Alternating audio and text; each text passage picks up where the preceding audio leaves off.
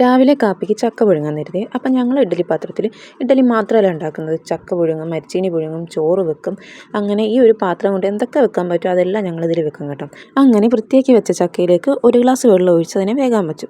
അത് വേകുന്ന സമയത്ത് നമ്മളൊരു ചമ്മന്തി ഉണ്ടാക്കാമെന്ന് കരുതി. കുരുമുളക് ചമ്മന്തി ഉണ്ടാക്കാമെന്ന് വിചാരിച്ചു കേട്ടോ. അപ്പോൾ കുരുമുളക് ചമ്മന്തിക്ക് കുറച്ച് കുരുമുളക്, ശകലം വെളുത്തുള്ളി, ആവശ്യത്തിന് ചെറിയ ഉള്ളി ഇട്ട് ഉപ്പും ഇട്ട് നന്നായിട്ട് നമ്മൾ മിക്സിയിലൊന്ന് അടിച്ചെടുത്ത് ശകലം വെളിച്ചെണ്ണയും കൂടെ ചാലിച്ചെടുത്ത് നമ്മുടെ കുരുമുളക് ചമ്മന്തി ഇവിടെ റെഡിയായി. അപ്പോഴേക്കും നമ്മുടെ ചക്ക ഇവിടെ മുക്കാൽ പാകം വെന്തിട്ടുണ്ട് കേട്ടോ. പിന്നെ അതിലേക്ക് കുറച്ച് ഉപ്പൊക്കെ ഒന്ന് ചേർത്ത് വീണ്ടും ഒന്ന് അടച്ച് വെച്ച് കേട്ടോ വേകാനായിട്ട്. അപ്പോൾ ഞാൻ വിചാരിച്ചു എന്നാൽ പിന്നെ കുറച്ച് മുളക് ചമ്മന്തിയും കൂടെ ആവാന്ന്. അപ്പോൾ പെട്ടെന്ന് തന്നെ ഒരു സവാള എടുത്ത് ശകലം അരിഞ്ഞു അതിലേക്ക് കുറച്ച് മുളകും നമ്മുടെ സവാളയും ഉപ്പും കൂടി ചേർത്ത് കുറച്ച് എണ്ണ ഒഴിച്ചപ്പോൾ നമ്മുടെ മുളക് ചമ്മന്തി ഇവിടെ റെഡിയാക്കി കേട്ടോ. അങ്ങനെ നമ്മുടെ 2 ചമ്മന്തി ഇവിടെ റെഡി ആയിട്ടുണ്ട്. അപ്പോഴേക്കും നമ്മുടെ ചക്കയും ഇവിടെ സെറ്റായി വന്നായിരുന്നേ.